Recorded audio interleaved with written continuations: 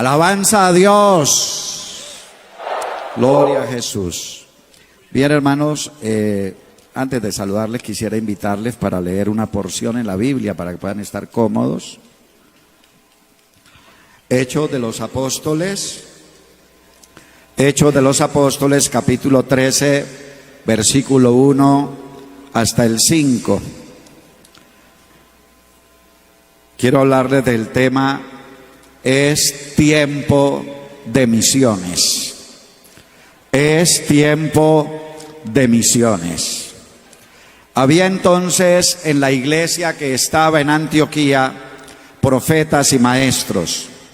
Bernabé, Simón el que se llamaba Níger, Lucio de Cirene, Manaén el que se había criado junto con Herodes el tetrarca y Saulo. Ministrando estos al Señor y ayunando, dijo el Espíritu Santo: apartadme a Bernabé y a Saulo para la obra a que los he llamado. Entonces, habiendo ayunado y orado, les impusieron las manos y los despidieron. Ellos entonces, enviados por el Espíritu Santo, descendieron a Seleucia y de allí navegaron a Chipre, y llegados a Salamina anunciaban la palabra de Dios en las sinagogas de ellos. Amén. Pueden estar cómodos, hermanos.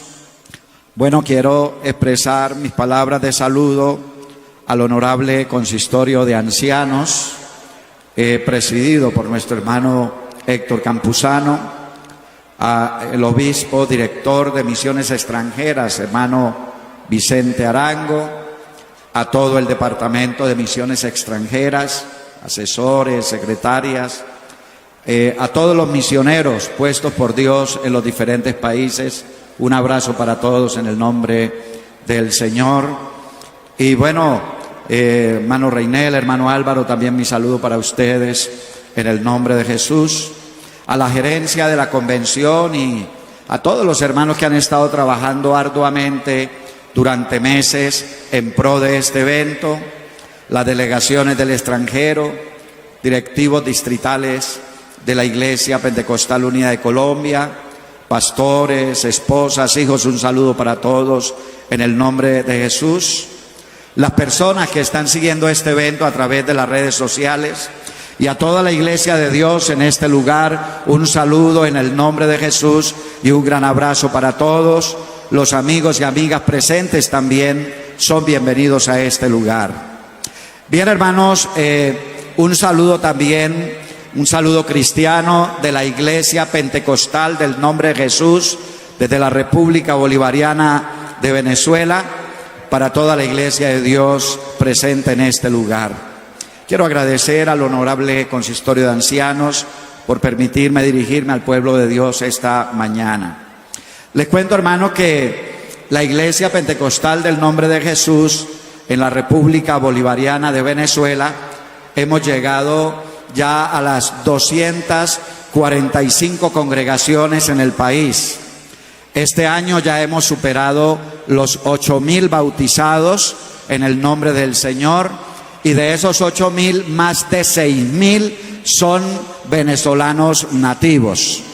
El año pasado tuvimos un año de muchas bendiciones, casi 1,000 hermanos fueron bautizados con el Espíritu Santo por todo el país. También en la convención que realizamos en la ciudad de Barinas, el Señor levantó de la silla de ruedas a una mujer que tenía 13 años de estar paralítica. Quiero decirles que la Iglesia Pentecostal del Nombre de Jesús en la República Bolivariana de Venezuela está en un bonito avivamiento. Gloria al Señor. Es tiempo de misiones. Las misiones son el proyecto del Espíritu Santo para llegar con el mensaje del Evangelio a cada pueblo y a cada cultura que hay en la tierra, y para que en medio de ellos se establezcan iglesias que sepan dar un testimonio eficaz de Jesucristo.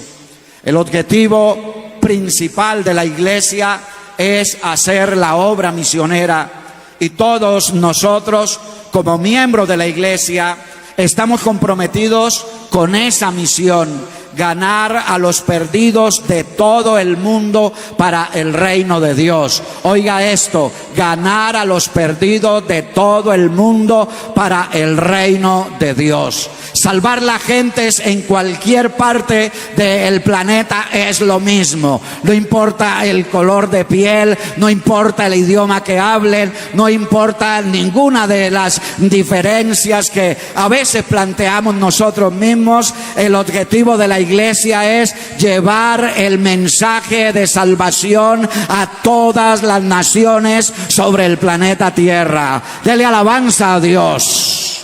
Así que pensar en la obra misionera es pensar en la razón de ser de la iglesia. La iglesia existe para hacer misiones. Claro que hay muchas cosas paralelas que como iglesia tenemos que hacer, pero el objetivo principal de la iglesia es la obra misionera. Gloria al Señor. El conocimiento de las Sagradas Escrituras es fundamental para entender los propósitos y los tiempos de Dios en relación con la obra misionera.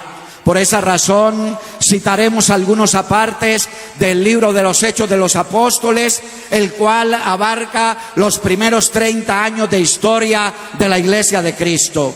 Ya en Hechos 1:8 el Señor Jesús dijo a sus discípulos: pero recibiréis poder cuando haya venido sobre vosotros el Espíritu Santo, y me seréis testigos en Jerusalén, en toda Judea y Samaria y hasta lo último de la tierra. Quiero resaltar dos elementos importantes de este texto bíblico. Primero, la promesa del bautismo con el Espíritu Santo, que en ese texto específico se presenta como una dotación de poder que faculta a la iglesia para el cumplimiento de su misión. Y segundo, resalto que se presentan y se demarcan tres etapas expansivas de la labor misionera de la iglesia.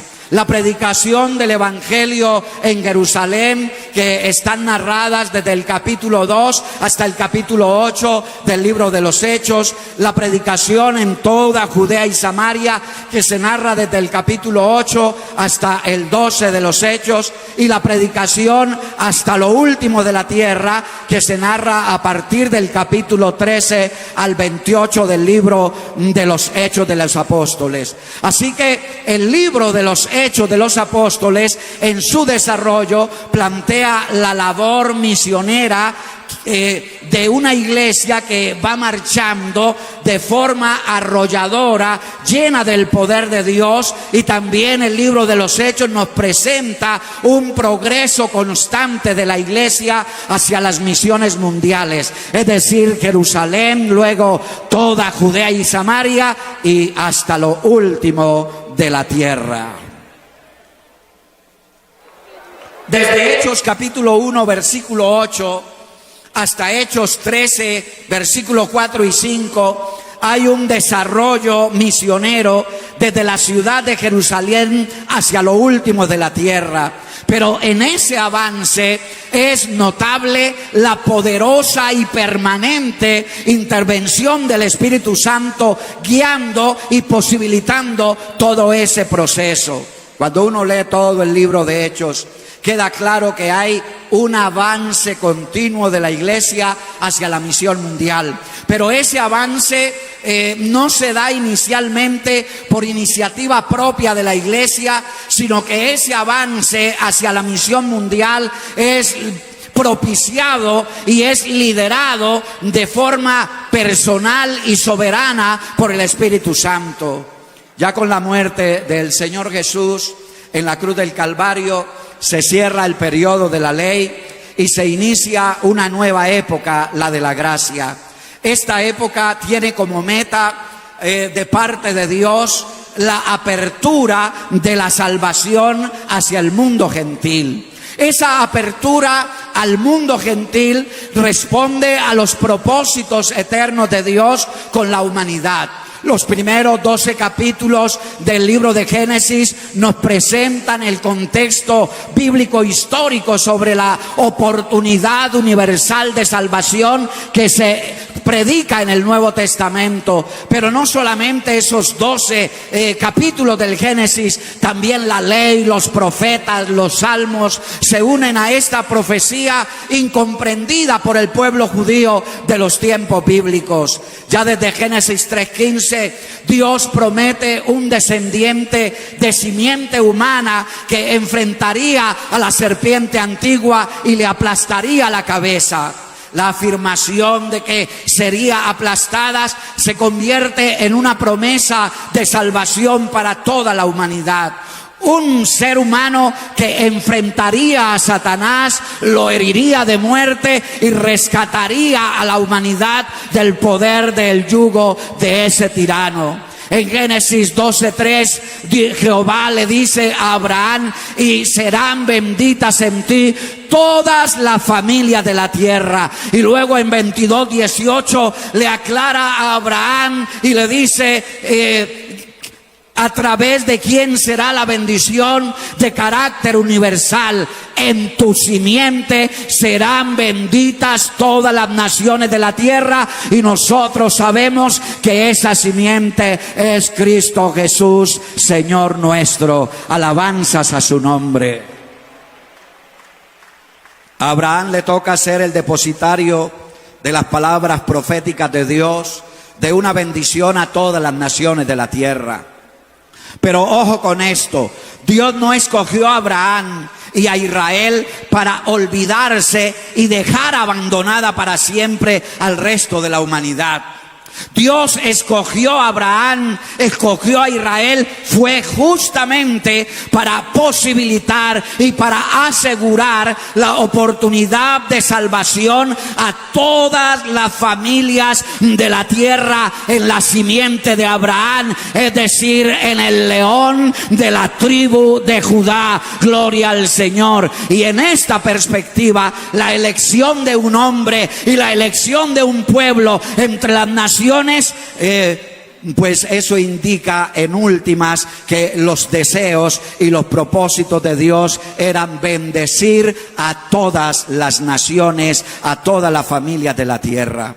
Pero esa gran promesa de salvación no fue de cumplimiento inmediato, sino que esta promesa se cumple en Jesucristo, nacido de mujer, hijo de Adán, unos 4000 años después que la primera promesa fuera hecha. Pero venida la simiente, es decir, el Mesías prometido, y cumplido los acontecimientos proféticos de la redención en Cristo, como dice la Escritura, así está escrito, y así fue necesario que el Cristo padeciese y resucitase de los muertos al tercer día. Y Pablo dice: porque primeramente os he enseñado lo que asimismo recibí, que Cristo murió por nuestros pecados conforme a las Escrituras, y fue sepultado y resucitó al tercer día conforme a las Escrituras. Es decir, que con la muerte de Cristo en el Calvario se cierra la etapa de la ley y se reabren los tratos universales y personales de Dios con la humanidad.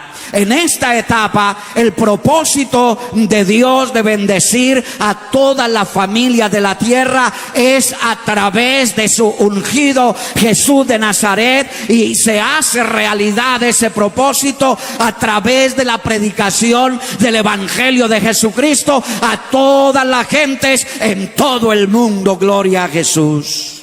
Se establece un nuevo pacto de forma permanente, y en este nuevo pacto se establece de forma permanente y bajo juramento el sacerdocio universal según el orden de Melquisedec, del cual Jesús de Nazaret viene a ser sumo sacerdote. La Escritura dice: juró el Señor y no se arrepentirá, tú eres sacerdote para siempre según el orden de Melquisedec.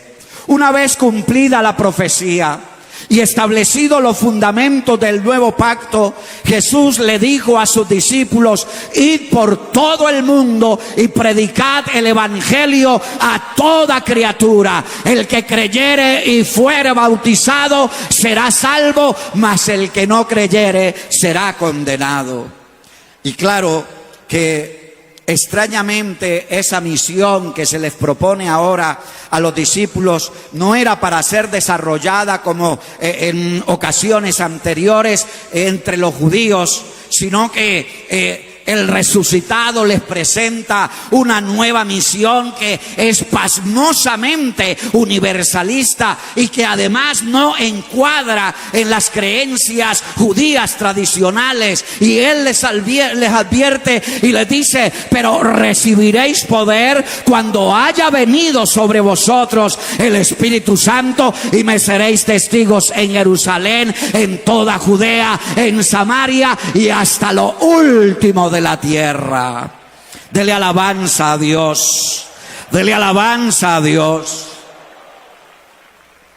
Es así como Lucas presenta la inauguración de la iglesia en Jerusalén con los acontecimientos de Pentecostés, diciendo: y fueron todos llenos del Espíritu Santo. Por el bautismo con el Espíritu Santo, la iglesia fue dotada de poder para llevar a cabo la misión de ser testigos del evangelio a todas las naciones, comenzando desde Jerusalén. Ese día de Pentecostés se inicia la labor evangelística en Jerusalén, comienza el testimonio de la iglesia en esa ciudad, y los primeros creyentes proclaman el evangelio en Jerusalén en cumplimiento del propósito divino que decía: y me seréis testigos en Jerusalén. Y uno siempre ve continuamente que los escritores, o Pablo ante todo, dice primeramente al judío y también al griego. Así que la predicación en Jerusalén es legitimada por señales, por prodigios milagrosos. Dice la Escritura: y ellos saliendo predicaron en todas partes de Jerusalén, ayudándoles el Señor y confirmando la palabra con las señales que la seguían. En ese tiempo es constante el énfasis de Lucas en el rechazo de los judíos por el mensaje, rechazo que conduce e implica la necesidad de un nuevo auditorio. Si los judíos no oyen, la iglesia será empujada para ir a otros que sí oirán. A lo suyo vino, los suyos no le recibieron, mas a todos los que le recibieron le dio potestad de ser hechos hijos de Dios. Alabanzas al poderoso nombre de Jesús. La labor evangelística en Jerusalén se desarrolla en medio del rechazo, oposición, persecuciones durante unos 5 o 6 años, pero allí siempre está la guía y el respaldo del Espíritu Santo que habitaba en ellos.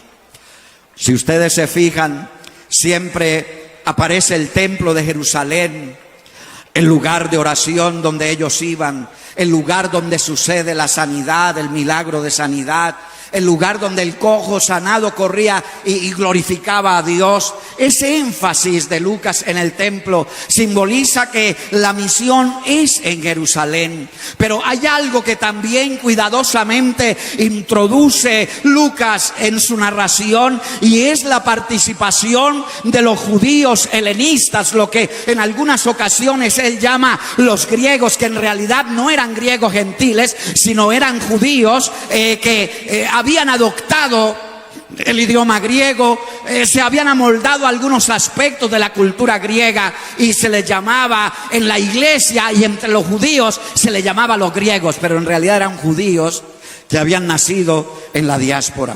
La aparición de estos judíos helenistas entre los salvos viene a ser de gran importancia para la marcha posterior de la iglesia. Vuelvo a decirles, estos judíos helenistas que vivían y venían de fuera de Jerusalén, habían adoptado el idioma, algunas costumbres griegas y claro, eran entonces más abiertos y más dinámicos a la hora de relacionarse con los no judíos. Los judíos helenistas llegaron a constituir un grupo importante en la iglesia y también llegaron a ser elementos muy importantes para el avance hacia las misiones mundiales. Y es de esos creyentes judíos helenistas que surge una queja de inconformidad, la cual tiene fuerza y llega a ser oída respecto a la atención de sus viudas. Y fue así como de los hermanos judíos helenistas o griegos se escogen los primeros 7 diáconos. Y no es casual, hermanos, que uno de los diáconos sea un gentil, el cual es Nicolás, prosélito de Antioquía. No tendría que haberlo dicho Lucas. Él podría haber pasado por alto y decir sencillamente: Nicolás también llegó a ser uno de los 7 diáconos de la iglesia, pero pone un alto y dice: el cual es prosélito de Antioquía, para entender que ya desde los principios mismos de la iglesia el hombre gentil ya ingresa a formar parte del pueblo de Dios. Alabanzas a Jesús. Esteban, uno de los diáconos también judío helenista, él predica, él es respaldado con señales, con prodigios, al igual que los 12 apóstoles del Cordero. Con la muerte de Esteban entonces se desata una terrible persecución y viene la consiguiente dispersión de la iglesia, en su mayoría compuesta por judíos helenistas. Muchos de ellos regresaron a sus lugares de origen. Y Saulo consentía en su muerte, refiriéndose a Esteban. En aquel día hubo una gran persecución contra toda la iglesia que estaba en Jerusalén, y todos fueron esparcidos por las tierras de Judea y de Samaria. Fíjese cómo a propósito lo presenta Lucas. No dice fueron esparcidos por todas partes, dice no, fueron esparcidos por las tierras de Judea y Samaria, que es como la siguiente etapa que se postula desde el comienzo el libro de los Hechos. Esparcidos por las tierras de Judea y Samaria, salvo los apóstoles. Y Saulo asolaba la iglesia y entrando casa por casa arrastraba a hombres y mujeres y los entregaba en la cárcel. Pero los que fueron esparcidos iban por todas partes anunciando el evangelio. Escuche eso, los que fueron esparcidos iban por todas partes anunciando el evangelio. En estos primeros versículos del capítulo 8 se da por concluida la primera etapa de la misión y se ingresa en la segunda, es decir, toda Judea y Samaria. Ahora quiero resaltar que no es que todos en Jerusalén se hayan convertido al evangelio y entonces ahora procede la segunda etapa. No, mucha gente en Jerusalén no habían creído, sino que ya era el tiempo de Dios de pasar a esa segunda etapa misionera, ir con el evangelio por toda Judea y Samaria. Pero claro, la iglesia en sus primeros años está cargada de un fuerte etnocentrismo. No se identifica con el deseo divino de ir a las naciones, pues sus creencias judías no se los permitían. Cuando uno examina cuidadosamente la narración del libro de los Hechos en sus primeros 8 capítulos, se hace notable que aunque habían sido bautizados con el poder del Espíritu Santo, no estaba por ahora en los planes de la iglesia ir a todas las naciones con el mensaje del evangelio. Porque en los primeros años de vida, la visión misionera de la iglesia tropezó con un elemento muy fuerte que impedía el cabal cumplimiento de su misión, y es el etnocentrismo de esos primeros creyentes, que eran todos de origen judío. Su etnocentrismo radical no les permitía salir de su entorno con el mensaje del evangelio. Entendemos por etnocentrismo aquella actitud de un grupo humano que consiste en atribuirse el puesto central como el núcleo del mundo con respecto a los demás grupos. El etnocentrismo hace que valoremos exagerada y positivamente las propias realizaciones de lo nuestro, de nuestra etnia, nuestra nación y sus particularidades frente a los otros que son diferentes. Así que el etnocentrismo consiste de alguna manera en repudiar las formas culturales que son diferentes y alejadas a las nuestras. Los griegos hablaban de bárbaros a todo aquel que fuese extranjero, y los judíos hablaban de gentiles a todos los que no eran de origen judío. La palabra pegné es las gentes, pero entre nosotros la palabra gentil pues es de uso común, pero para los judíos era una palabra despectiva. Los gentiles, las gentes. El etnocentrismo tiene dos vertientes. Por un lado es positivo, porque mantiene la cohesión social de los grupos y la lealtad de los miembros a ciertos principios. Pero en segundo lugar, hay un cierto etnocentrismo radical, negativo, que puede conducir a actitudes y fenómenos como el nacionalismo, el racismo, el clasismo social, el clasismo religioso. Vean a la mujer samaritana actuando de forma etnocéntrica con Jesús de Nazaret. Vino una mujer de Samaria a sacar agua y Jesús le dijo: dame de beber. La mujer samaritana le dijo: ¿cómo tú, siendo judío, me pides a mí de beber, que soy mujer samaritana? Porque judíos y samaritanos no se tratan entre sí. Eso es etnocentrismo. El Señor rompe con eso. Él le dice: en cambio, mujer, si tú me hubieras pedido a mí agua, yo sí te hubiera dado agua de beber, pero un agua distinta a la que sacas de ese pozo, un agua de si alguno tomare de esa agua que yo le doy, no volverá a tener sed jamás. Gloria al Señor Jesucristo. El etnocentrismo radical genera un amor, escuche este adjetivo, un amor desmedido por nuestra tierra, por nuestra gente, por nuestra nación, por nuestra región, por nuestra lengua. Un rechazo de todo lo que consideramos diferente a lo nuestro, al punto que la totalidad de nuestro esfuerzo es en función de lo nuestro y quedamos incapacitados para ir más allá, para ver más allá, para extender la mano de misericordia más allá de la frontera que nosotros mismos nos hemos impuesto. Ese etnocentrismo es negativo para el desarrollo misionero de la Iglesia de Dios. Entonces los que se habían reunido le preguntaron diciendo: Señor, ¿restaurarás el reino a Israel en este tiempo? Ellos no pensaban en otra cosa, sino en sí mismos. Él les dijo: no os toca a vosotros saber los tiempos o las sazones que el Padre puso en su sola potestad, pero recibiréis poder cuando haya venido sobre vosotros el Espíritu Santo, y me seréis testigos en Jerusalén, en toda Judea y hasta lo último de la tierra. Era como el Señor diciéndole a sus hombres: no es tiempo de preguntar sobre esos anhelos exclusivistas nacionales.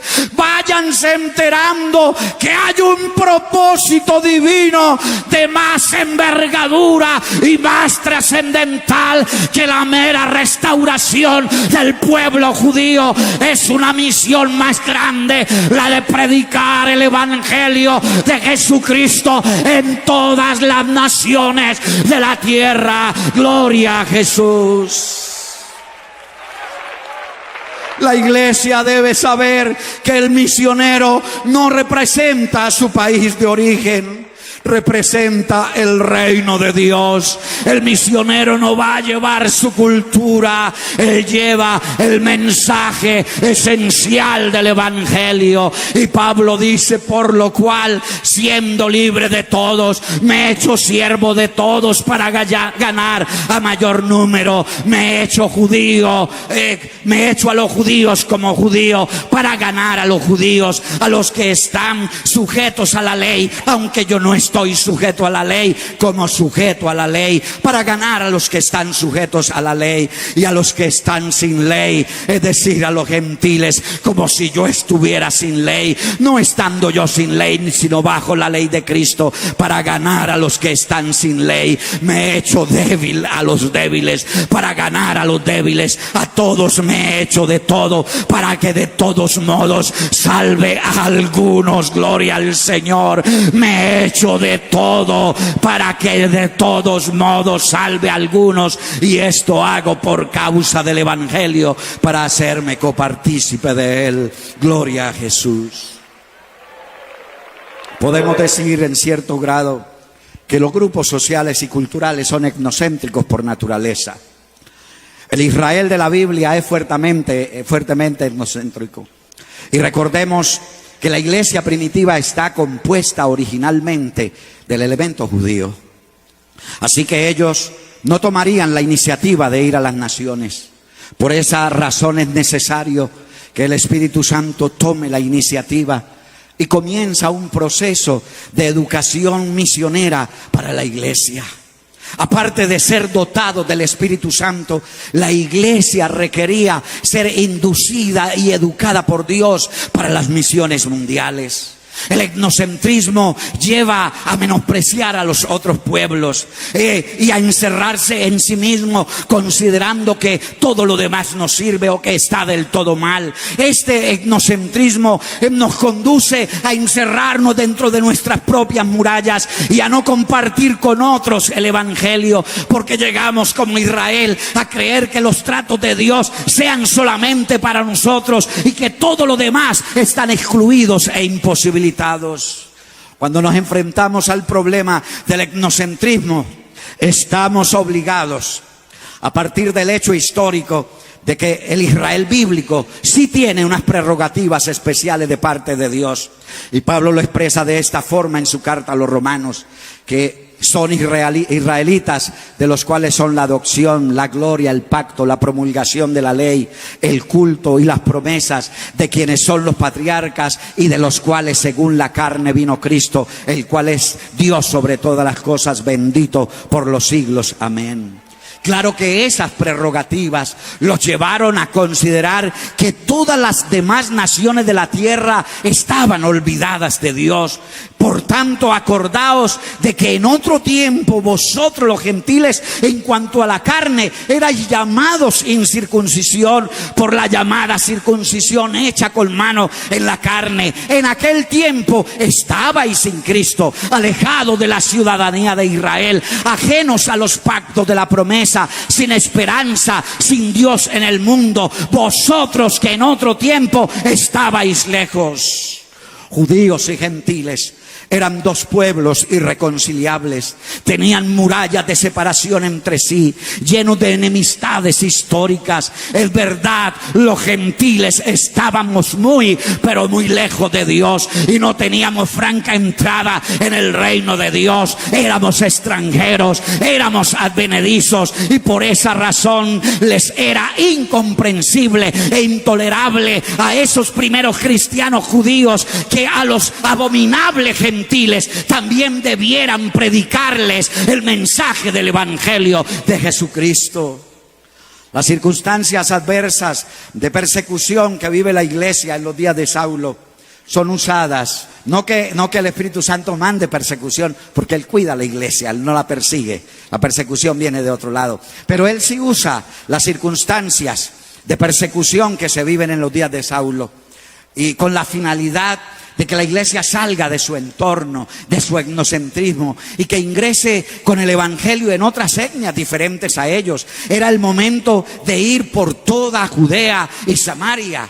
Pero por su parte, los esparcidos pasaban anunciando las palabras de buenas nuevas, y Felipe, bajando a la ciudad de Samaria, les proclamaba a Cristo.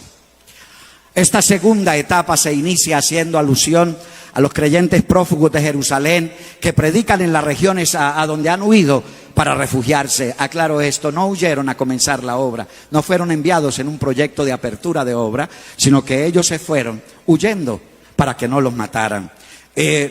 Y no olvidemos lo que mencioné hace rato, que los judíos helenistas en el desarrollo del libro de los Hechos son la premisa histórica que posibilita el camino hacia los confines de la tierra. Porque ya dijimos que ellos habían logrado vencer muchos prejuicios de las tradiciones y del culto hebreo, y con más facilidad se relacionaban con no judíos. Felipe el diácono, que es judío helenista, él inicia la predicación en Samaria, y lo asombroso es que su disertación va acompañada de señales y prodigios. Es de notar que los apóstoles no tomaron la iniciativa de ir a predicar a Samaria, y entiendo por el contexto en que lo plantea Lucas, que no tenían el proyecto de ir a Samaria, no tenían la intención de hacerlo, pero como el Espíritu Santo sí lo tenía planeado, usó las circunstancias de persecución y por medio de Felipe llegó hasta los samaritanos. Felipe llegó a Samaria a esconderse de la persecución terrible que había. Y los apóstoles solo fueron después de oír lo que ya el Espíritu Santo estaba haciendo entre los samaritanos. Así que tan pronto se enteraron que Samaria había recibido la palabra de Dios, enviaron allá a Pedro y a Juan. Juan algún día pidió a Jesús que le permitiera orar para que descendiera fuego del cielo y matara a esos samaritanos que no los habían querido recibir. Pero ahora es enviado Pedro y Juan, los cuales llegan al lugar y al ver la obra de Dios no replicaron nada, sino que más bien oraron para que los nuevos creyentes samaritanos, que eran repudiados fuertemente por los judíos, oraron para que fueran bautizados con el Espíritu Santo, y efectivamente el Espíritu Santo cayó sobre los que estaban reunidos en ese lugar, y los bendijo Dios hablando en otras lenguas, y ellos fueron testigos de ese hecho. Al ser los samaritanos bautizados con el Espíritu Santo, se entendía que quedaba legitimada por Dios la misión de Felipe entre ellos. Ahora Pedro y Juan, superando sus prejuicios raciales y religiosos, en obediencia al Espíritu Santo, anunciaron el Evangelio en muchas poblaciones de los samaritanos antes de volver a Jerusalén. Y de Felipe la Escritura sigue diciendo: pero un ángel del Señor habló a Felipe diciendo: levántate y ve al sur, al camino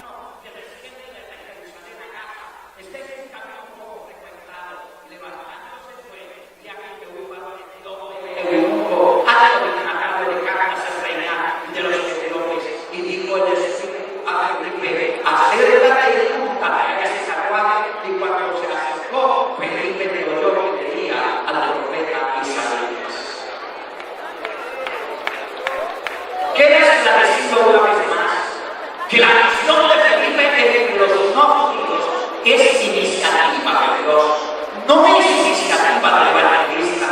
También hay que resaltar, eso sí, la obediencia inmediata de Felipe al mandato del Espíritu Santo. Felipe es necesitado como un evangelista cristiano en su misión por el Espíritu Santo. Ponte de camino hacia el sur. Luego le dice Felipe: acércate y pégate a esa cosa.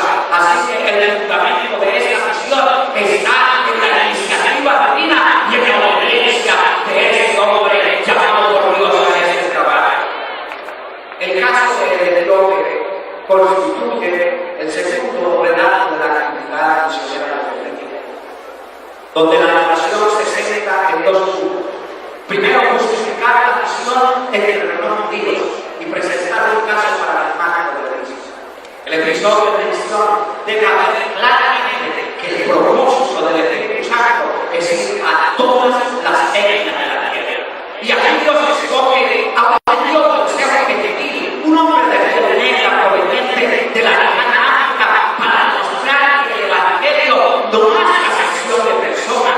El hombre había viajado casi 4.000 kilómetros para adorar en Jerusalén. Pero Lucas, el escritor, acentúa aún más el caso cuando a propósito menciona que el Dios era el mundo, es decir, un hombre cultivado, casado, pero sin razón por la cual estaba excluido de la congregación judía.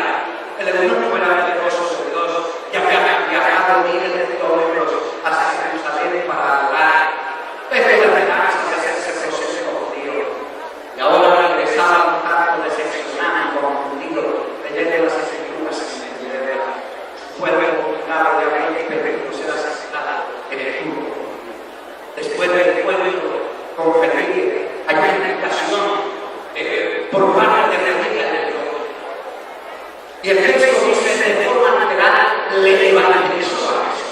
es decir, le dio a conocer las buenas nuevas de Jesús. Y el etíope quedó impresionado por el mensaje del Evangelio y pensando en los impedimentos que había tenido para poder formar parte de la congregación de Israel, él dice: ¿qué impide que yo sea bautizado? ¿Existen a estas alturas algún impedimento para la misión entre nosotros los gentiles paganos? Porque el etíope tuvo impedimentos para ser aceptado en la religión judía. Allí no fue admitido y por eso pregunta si hay algo que le impida ser bautizado. Y la respuesta de Felipe no tiene nada que decir en cuanto a raza, a nacionalidad, a mutilación física, ni a cualquier otra consideración de naturaleza externa, artificial o superficial. La única evidencia que Felipe busca es la fe de este hombre en Jesucristo, Él como su Señor y su Salvador. Bendito sea el nombre de Jesús, bendito sea el nombre de Jesús. Si crees de todo corazón, bien puedes. Y respondiendo dijo: creo que Jesucristo es el Hijo de Dios. Bendito sea el nombre de Jesús. Un hombre que probablemente regresaba confundido y decepcionado. Tremendo viaje. Pero cuando se dieron cuenta de la mutilación en su cuerpo, le dijeron: no podemos circuncidarlo. Hay impedimento, usted no puede formar parte de la congregación de Dios. Y el hombre regresaba decepcionado y triste, pero ahí estaba obediente el evangelista Felipe, el que había oído la voz del Espíritu como la ha oído esta iglesia a lo largo de casi 90 años, y por eso se han enviado misioneros a unos 50 países en el mundo. Gloria al Señor Jesús. Y luego el trabajo de Felipe se extiende por todas esas ciudades costeras de Judea y de Samaria hasta llegar a Cesarea, unos 100 kilómetros al norte de Azoto, que son ciudades prioritariamente gentiles. Hasta este punto es claro que el evangelio de Jesucristo alcanzaba a los desheredados de la religión judía, es decir, samaritanos y eunucos. Estos que eran excluidos de la congregación de Israel fueron alcanzados por el evangelio de Jesucristo. Hasta aquí se ha tenido un avance en la segunda etapa, toda Judea y Samaria. Y aunque uno que otro gentil había ingresado en la iglesia, aún no se ha dado el paso definitivo para la misión entre los gentiles. Hasta aquí ya se nota que hay un progreso misionero en el libro de los Hechos hacia los confines de la tierra. Todo hasta este punto ha sido como una etapa educativa y preparatoria proporcionada y guiada por el Espíritu Santo. Pero ya conscientes que el evangelio era también para los desheredados de la religión judía, enseguida entra en escena la conversión de Saulo de Tarso. Saulo es clave en ese proceso misionero de llegar con el mensaje de Jesús hacia lo último de la tierra. Saulo fue elegido y llamado por el Espíritu Santo para ser apóstol a los gentiles. Así que Pablo, una vez bautizado en el nombre de Jesús y lleno del Espíritu Santo, inicia la predicación en el lugar donde se encontraba, allí en Damasco, donde casi lo matan. Entonces huyó a Jerusalén, y cuando llegó a Jerusalén pues trataba de juntarse a los discípulos, pero todos le tenían miedo porque sabían que este hombre perseguía a la iglesia, respiraba amenazas y muerte contra la iglesia, y no creían que se hubiera convertido al Señor. Así que nadie se le juntaba por temor. Pero gracias a Dios por el anciano Bernabé, un hombre respetado en Jerusalén, escuchó a Pablo, le creyó, lo recomendó con los apóstoles. Me lo imagino diciéndole, el hombre me contó su testimonio, cómo él perseguía a la iglesia, como todos lo sabíamos, pero cómo el Señor le salió en el camino, cómo le habló, cómo fue bautizado, cómo le fue dada la vista de nuevo. Y entonces dice la Biblia que le aceptaron entre ellos, y entraba y salía con los apóstoles. Pero allá en Jerusalén también intentaron matarlo. Una vez convertido, el principal perseguidor de la iglesia, la Biblia dice que las iglesias tenían paz por toda Judea, Galilea y Samaria. Es un lapso como entre 6 y 7 años, y eran edificadas andando en el temor del Señor, y se acrecentaban fortalecidas por el Espíritu Santo. Estamos hablando de esa segunda etapa expansiva, toda Judea, Galilea y Samaria. También el texto sagrado narra cómo Pedro va visitando las congregaciones, vino a los santos que estaban en Lida. Noten que ya hay un desarrollo en la obra, y los líderes de la iglesia, ellos iban visitando a las congregaciones en los diferentes lugares, pero mencionan los nombres: Lida, Jope y Sarón, que tal vez Felipe habría comenzado en años anteriores, pero se menciona esto como indicativo de que ya era natural para ellos la conversión de los samaritanos y de los gentiles. Esa aceptación de los samaritanos y de algunos gentiles en la iglesia no era otra cosa que resultado de la obra educadora que el Espíritu Santo tuvo que hacer con la iglesia en sus primeros años, para arrancarle los prejuicios raciales, los prejuicios que tenían con los samaritanos, con los gentiles, y ya habían avanzado en el proceso de aceptar a no judíos en la iglesia. Pero nótese que ya han pasado entre 12 o 13 años desde la gran comisión. Hermanos, educar para las misiones toma su tiempo. No es solamente que la gente reciba el don del Espíritu Santo y ya. Se requiere de un proceso formativo que debe ser dirigido por Dios y obedecido por la iglesia. Alabanzas a su nombre. En el libro de Hechos es notorio definitivamente que la expansión del Evangelio es iniciativa del Espíritu Santo. También es notorio que Dios usa inicialmente a los judíos helenistas en ese proceso. Eran menos prejuiciados religiosa y culturalmente que los hebreos de Hebreos. Y en casi todos los casos es después de los helenistas que llegan los apóstoles a confirmar la obra de Dios en cada lugar. Esa iniciativa del Espíritu Divino los va convenciendo, me refiero a la iglesia y a sus líderes del primer siglo, que Dios no hace acepción de personas. Van avanzando ellos en ese proceso educacional hacia la misión mundial, y progresivamente van siendo despojados de su egocentrismo. Pero ya han pasado unos 13 años después del día de Pentecostés. Ahora hay creyentes por toda Judea, Galilea y Samaria, como indicativo de que la iglesia había logrado avanzar en el proyecto misionero del Espíritu Santo en su segunda etapa, pero aún faltaba la expansión hacia lo último de la tierra. Después de la sanidad de Eneas en Lida y de la resurrección de Dorcas en Jope, Pedro se quedó muchos días en esta última ciudad, en Jope, en casa de un Simón curtidor. El oficio de curtir pieles era considerado impuro por los judíos. Sin embargo, Pedro se hospedó en esa casa. Este Simón curtidor, aborrecido del judaísmo por causa de su profesión, era ahora un creyente del Evangelio, y en su casa hospedó al apóstol Pedro, que se quedó allí ya sin esos prejuicios religiosos. Aparece en el escenario otro personaje netamente gentil, Cornelio. Lo acontecido en la casa de Cornelio da un giro a la iglesia en cuanto a las misiones mundiales. No olvidemos que la iniciativa de llevar a Pedro a casa de un gentil la tomó fue el Espíritu Santo. No es que los apóstoles dijeron, bueno, ya es tiempo de entrar con el evangelio entre los gentiles. No, ni Pedro ni los otros líderes tenían ese proyecto misionero entre sus objetivos. Ellos no iban a contaminarse hablando con paganos impuros, gentiles, paganos e impuros.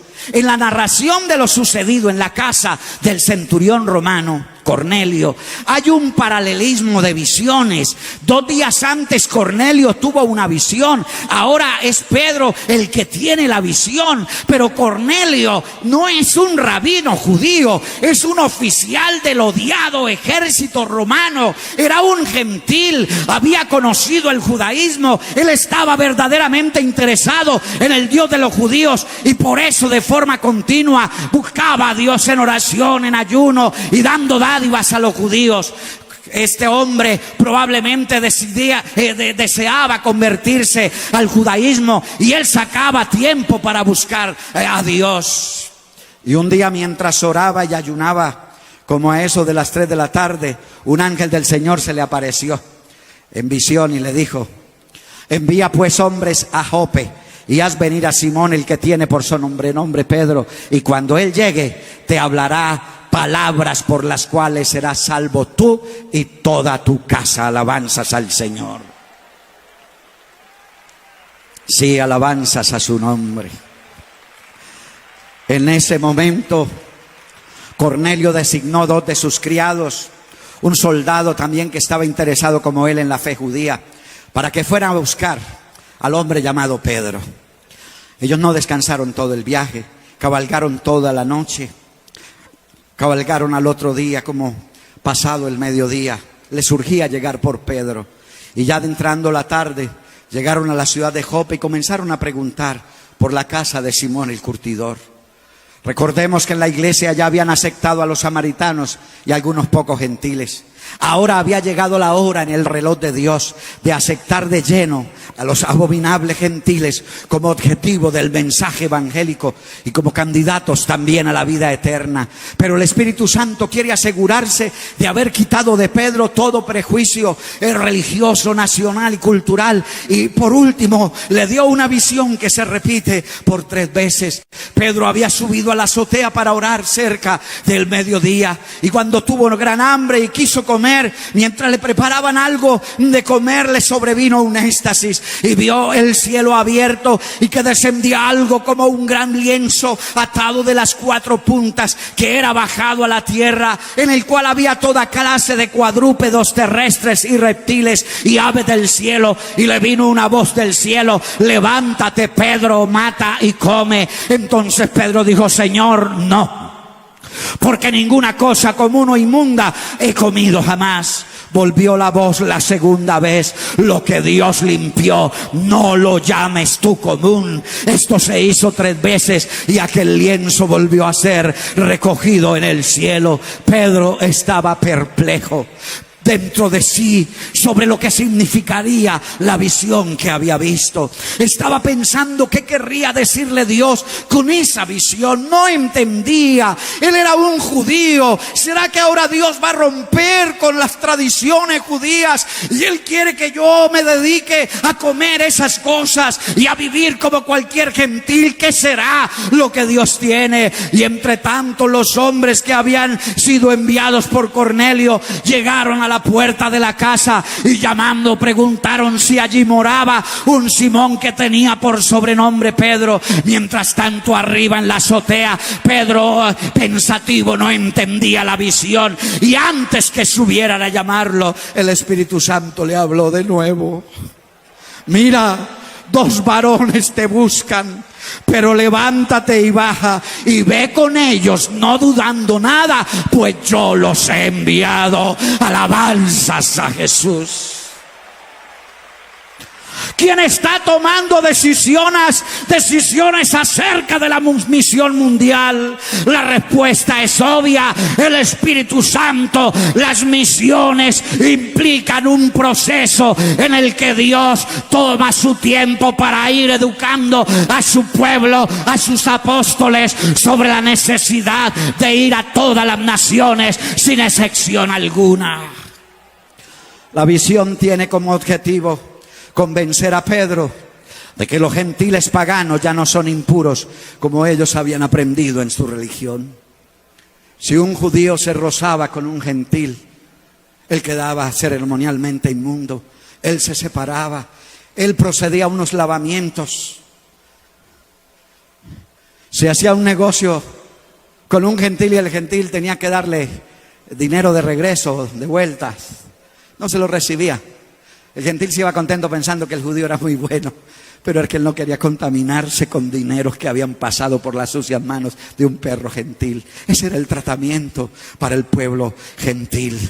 Pero el deseo de Dios era que todos sean admitidos en la iglesia de Cristo Jesús. Dada la visión, el Señor Jesucristo considera que Pedro ya está listo para el siguiente paso de expansión misionera, ir hasta lo último de la tierra. Y ahora Dios lo envía a la casa de un pagano gentil romano. Pero se nota en la Escritura la necesidad de ser obedientes incondicionalmente al mandato del Espíritu en este asunto de las misiones. Y Pedro, en obediencia al mandato divino, va venciendo su etnocentrismo y sus prejuicios contra aquellos gentiles. Vaya sorpresa cuando bajó y no estaban vestidos con los atuendos judíos. No eran ni escribas ni fariseos. Un hombre con un uniforme romano y unos siervos romanos. Yo me imagino que quedó ahí, pero ¿qué querrá el Señor? ¿Qué querrá? ¿Y por qué vinieron a buscarme? ¿Por qué están aquí ustedes? Le dijeron, ¿cuál es la causa por la que habéis venido? Yo soy el que vosotros buscáis. Ellos le contaron todo. Pedro los hizo entrar, los hospedó esa noche y al día siguiente se levantó y salió de viaje con ellos. Se hizo acompañar de 6 hermanos judíos. Iban 10 en total. Viajaron todo el día. En la noche se hospedaron en algún lugar y al otro día continuaron el camino hasta Cesarea. La visión de Pedro, incomprendida en un primer momento, se va clarificando a medida que la distancia que separa a Pedro de la casa de Cornelio se acorta y las barreras mentales que separan lo judío de lo pagano se van cayendo. Y al llegar a casa de Cornelio y confirmar que era un gentil, que le ha reunido la familia, le ha reunido sus amigos más cercanos, los cuales eran todos gentiles, Pedro dijo, ay, vosotros sabéis cuán abominable es para un varón judío juntarse o acercarse a un gentil, pero a mí me ha enseñado el Señor a no llamar profano o inmundo a ningún hombre, por lo cual al ser llamado he venido sin replicar. Así que preguntó, ¿por qué causa me habéis hecho venir? Ya había aprendido algo de Dios. A mí me ha enseñado el Señor a no llamar pagano o inmundo a ningún hombre. No hay persona de segunda ni de tercera. No, Señor, no hay continentes primeros ni segundos. No, no, Señor, no. No, Señor, no. No, Señor, no. Para Él todos los hombres somos iguales y para todos es la oportunidad de salvación como resultado de la obra de Jesucristo en la cruz del Calvario. ¡Alabanzas!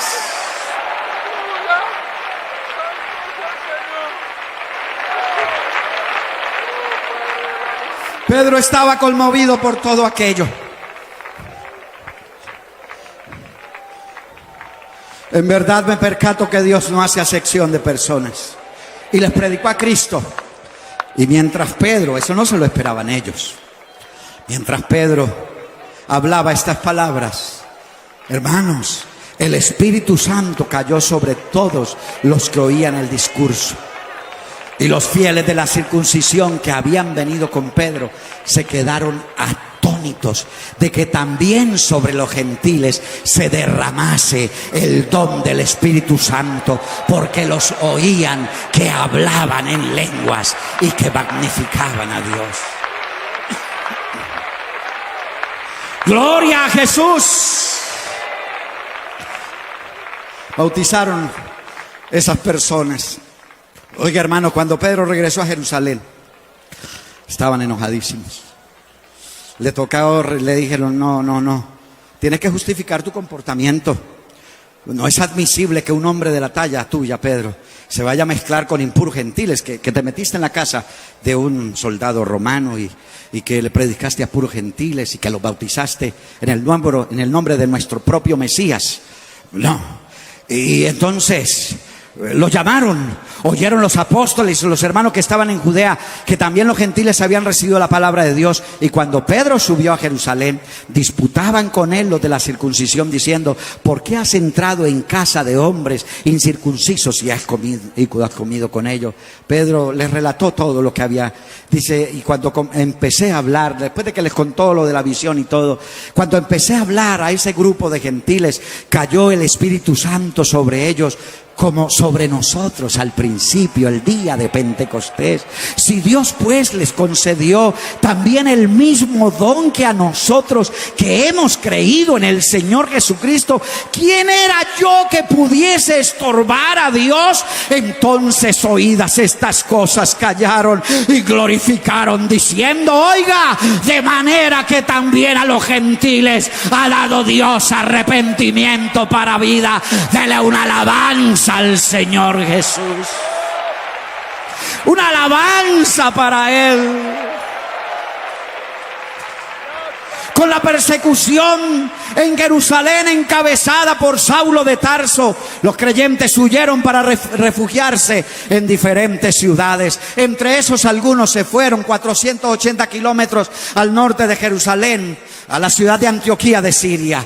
Y dice el texto que llegaron a Fenicia, a Chipre y hasta Antioquía. Al comienzo solo le hablaban a los judíos. Luego comenzaron a hablarles a otros que eran judíos helenistas y a los samaritanos. Pero llegó el momento en que se abrieron a hablarle a los gentiles, griegos o romanos, o como los griegos llamaban a los no griegos, a los bárbaros. Había entre ellos unos varones de Chipre y de Cirene, los cuales cuando entraron en Antioquía hablaron también a los griegos, anunciando el evangelio del Señor Jesús. Hermanos, y de inmediato se destaca el éxito de su predicación, el respaldo que tenían de Dios. La Biblia dice: la mano del Señor estaba con ellos y gran número creyó y se convirtió al Señor. Fue así que en Antioquía de Siria es donde abiertamente se comienza a predicar el evangelio a los gentiles. Antioquía, ciudad ubicada al norte de Jerusalén, unos 480 kilómetros. Es la ciudad donde se conforma la primera iglesia netamente gentil. Las demás iglesias, la mayoría eran gentiles, judíos y unos pocos gentiles. Pero en esta los judíos eran pocos y los gentiles eran muchos. Y la iglesia creció y se predicaba allí el mensaje. Y eso llegó a oídos de la iglesia en Jerusalén. Y dijeron: ¿cómo así que una iglesia de gentiles? Vamos a mandar a alguien que mire qué es lo que está pasando allá, que los están bautizando en el nombre de Jesús, que como así hay que ir para ver cómo son las cosas. Y gracias a Dios que escogieron bien. Bueno, casi siempre sucede así. Escogieron al hermano Bernabé, natural de Chipre, un hombre de mucha confianza para la iglesia de Jerusalén, y este era un hombre bueno, lleno del Espíritu Santo y lleno de fe. Él viajó esos 480 kilómetros, llegó a Antioquía, a esa iglesia de puros gentiles, y el hombre quedó extasiado cuando vio la obra de Dios. Le dijo: ay, hermanos, esto es de Dios, sigan perseverando en lo que han creído. Y en vez de regresarse con quejas amargas para Jerusalén, se quedó pastoreando la iglesia. Y después de un tiempito se acordó de un muchacho, Saulo, que hacía como 10 años u 11 años atrás le había dicho que Dios lo llamó para los gentiles. ¿Dónde estará ese muchacho? ¿Será que todavía tiene viva esa llama? ¿Todavía tiene ese llamado hacia los gentiles? ¿O ya se habrá olvidado de eso? La llama misionera no se extingue. La llama misionera, con el paso de los años, lo consume más a uno. ¡Oh, gloria a Dios! Y entonces viaja 200 kilómetros a Tarso, preguntando por ese hombre llamado Saulo. Me imagino que habló con él y luego le dijo: bueno, estoy pastoreando una iglesia de puros gentiles, ¿usted no se va conmigo? Y se lo llevó de ayudante para Antioquía de Siria y la iglesia fue prosperada tremendamente, gloria al Señor. Y un día, mientras la iglesia gentil oraba y ayunaba, el Espíritu Santo dijo: apartadme a Bernabé y a Saulo para la obra a la que los he llamado. Gloria al Señor, gloria al Señor. El Espíritu Santo habló a la iglesia de forma imperativa: separadme ya a Bernabé y a Saulo para la obra a que los he llamado. Es como decirlo: de iglesia, déjenlos a mi total disposición, pónganlos aparte de inmediato, ya no me los ocupen más en los oficios de la iglesia local, déjenlos libres pero porque los necesito, pero ya sepárenlos, apártenlos para mí. De manera soberana e imperativa, Dios ha elegido a Bernabé y a Saulo para la obra, para un trabajo específico, para una tarea: ir con el evangelio hasta los confines de la tierra, llegar con el mensaje del evangelio a todas las etnias y a cada persona en cada lugar. Saulo había sido escogido desde su misma conversión, y es evidente que es allí, en Antioquía de Siria, donde nacen formalmente las misiones mundiales, y nacen en una decisión soberana del Espíritu Santo, porque las misiones son el proyecto divino para la evangelización de todas las naciones en la tierra. Dios los llamó, la iglesia los reconoció ese llamado, la iglesia actuó en consecuencia con ese llamado. Dice: entonces, tras ayunar y orar e imponerle las manos, los despidieron. Ante el llamado del Espíritu Santo en la iglesia de Antioquía no hay reproches. ¿Cómo que se los va a llevar, Señor? Si ese susto que teníamos cuando llegó Bernabé, y luego vino a ser una consolación para la iglesia, y llega Saulo y llegan otros líderes, y esto se pone tan hermoso, y ahora que estamos en el mejor momento, ¿cómo es que te los vas a llevar? No, Señor, no hubo ninguna clase de reclamos ni de reproches. Hay una identidad de la iglesia con el llamado del Espíritu Santo a los misioneros, y dice que tras orar, ayunar y orar e imponerle las manos, los despidieron. Los despidieron, no es que les dijeron adiós, literalmente dice: los soltaron.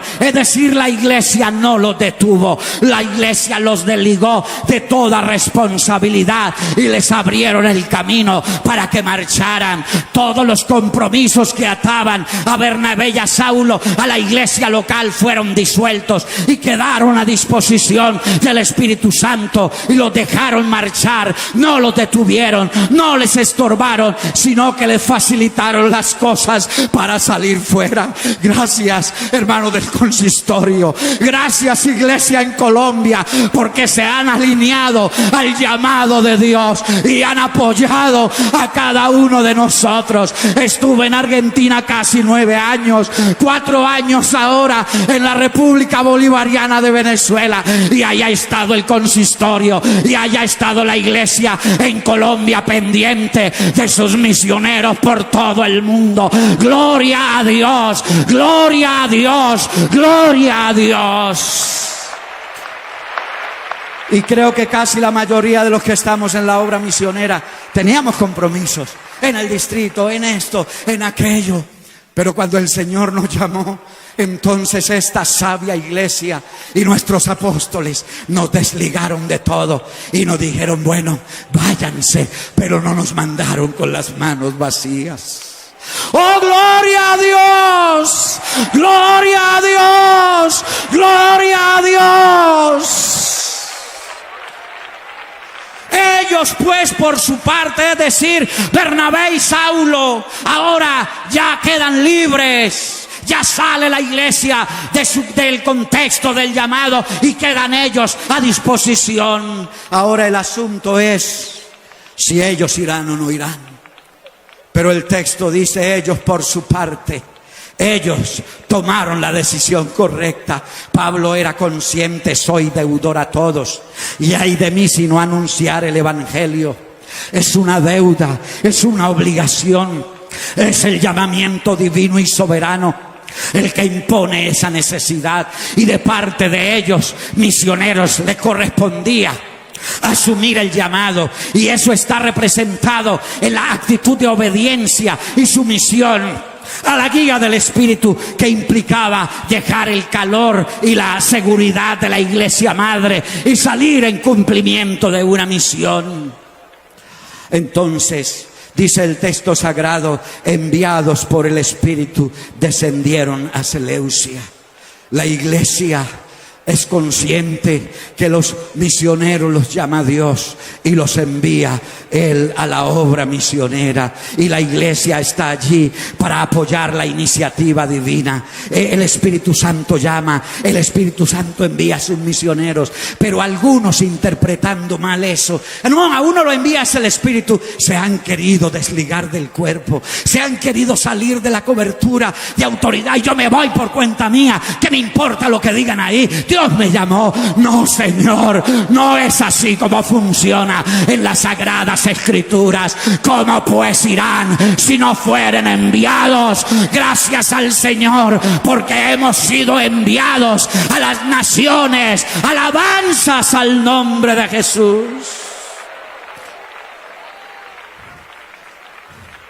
Ahí en Hechos 13 se inauguran las misiones mundiales. Desde ese día, digamos lo que se abrió el telón para que todo ese auditorio gentil que estaba en la expectativa, ¿qué iba a pasar? Uno que otro gentil había logrado entrar detrás del telón, pero ahora se abrió de par en par. Y todo ese pueblo gentil, él llegaba y predicaba a Pablo en las ciudades por donde iba. En algunas iba a la sinagoga, en otras ni siquiera había sinagoga. Y él, me lo imagino por ahí parado en una plaza, en la calle, predicando. Y no había ni siquiera 20 judíos en esa ciudad, porque no había sinagoga. Pero entre esos paganos llegó un paralítico de rastra y lo miraba y le creyó todo lo que decía, y se le llenó el corazón de esperanza. Y Pablo, viendo que tenía fe para ser sanado, le habló unas palabras y el hombre fue sanado en el acto. Y la gente estaba confundida y querían adorarlos como si fueran dioses paganos, pero ellos lo tenían claro, como Pedro en la puerta de la Hermosa. No es por nuestra cualidad, no es por nuestra piedad, no, es en el nombre del Señor Jesucristo de Nazaret que éste ha recibido esta sanidad. Y también allá les dijeron, no les entendemos que hablan, porque hablaban en lengua licaónica, no sabemos qué están organizando, pero lograron apercibirse y les dijeron, no estamos aquí para eso, para que nos endiosen, no Señor, estamos aquí precisamente para decirles que dejen esas vanidades y se vuelvan al Dios vivo y verdadero, creador de los cielos y de la tierra. Es tiempo de misiones. Desde ese día el telón de las misiones se abrió para que entren todos por las puertas de salvación. Que Asia ya fue evangelizado en tiempos antiguos, que Europa ya fue evangelizada en el pasado, que ya África ha oído el evangelio desde muy temprano en la historia del cristianismo, que ya América lleva siglos oyendo el evangelio. Pero no olvidemos que los tratos de Dios desde el Calvario hacia acá no son nacionales, sino personales. Que los tratos de Dios son universales, al mismo tiempo personalizados. Eso es como el río que ves descender desde un puente. Vas hoy y lo miras y lo observas correr, y vuelves mañana a mirarlo y ves todo igual, y piensas que es la misma agua de ayer, pero ya es otra agua. Así pasa con la obra misionera. Son otras generaciones, son otras personas a las que se les predicó en el pasado, y son otras distintas a las que se les predica en este tiempo. Nos paramos ahí a la orilla del puente de Dios y hemos visto pasar las naciones y la predicación del evangelio a lo largo de los años, pero al al examinar cuidadosamente nos damos cuenta que las aguas de ayer no son las mismas aguas de hoy, y que entonces las misiones son una puerta que siguen abierta a todas las naciones de la tierra. Hoy es tiempo de misiones, hoy es tiempo de misiones, hoy es tiempo de misiones. Sabed que a los gentiles es enviada esta salvación y ellos oirán. Gloria al Señor. Y me llama la atención cómo se cierra el libro de los Hechos de los Apóstoles en el capítulo 28. Nos presenta como que los viajes misioneros de Pablo no se cancelan, que las misiones de la iglesia no se cancelan. Nos presentan y nos dejan como en unos puntos suspensivos. ¿Qué vendrá después de Hechos 28? Unos puntos suspensivos. Pablo, en una casa de alquiler, predicaba abiertamente ahí en las mismas narices del emperador y a disgusto de los judíos que le conocían, y el viaje misionero de la iglesia quedó abierto, y la iglesia todavía hoy está inmersa en ese viaje misionero.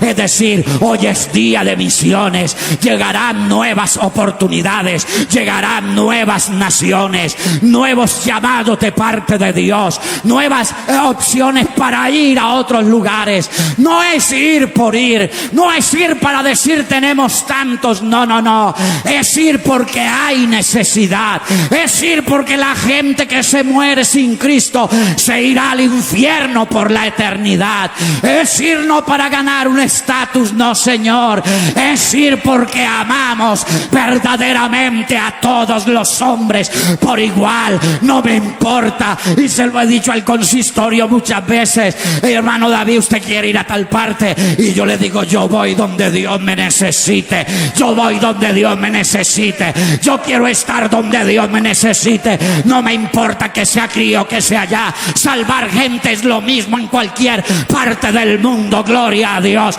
Y esa es la misión de la iglesia, llevarles el mensaje y ganarlos para Cristo. Colóquese en pie y les quiero invitar a dar un aplauso de agradecimiento a Dios por esa gran puerta que nos abrió a nosotros los gentiles para que tuviéramos franca entrada en el reino de Dios. Ya no tenemos que judaizar, ya no tenemos que circuncidarnos, ya no tenemos que guardar las prescripciones de la ley. No, Señor, la fe en Jesucristo, la obediencia a su palabra ha conformado una iglesia de gentiles poderosa en todo el mundo. Yo quisiera escuchar más ese aplauso para Dios. Sí, para Él, como un acto de adoración, como un acto de gratitud, como un acto de reconocimiento. Estábamos lejos, ahora somos cercanos. Antes no éramos pueblo, ahora somos pueblo. Antes no teníamos promesas, ahora todas las promesas son en Él sí y amén. Oh, gloria a Jesús, gloria a Jesús. Alabanza.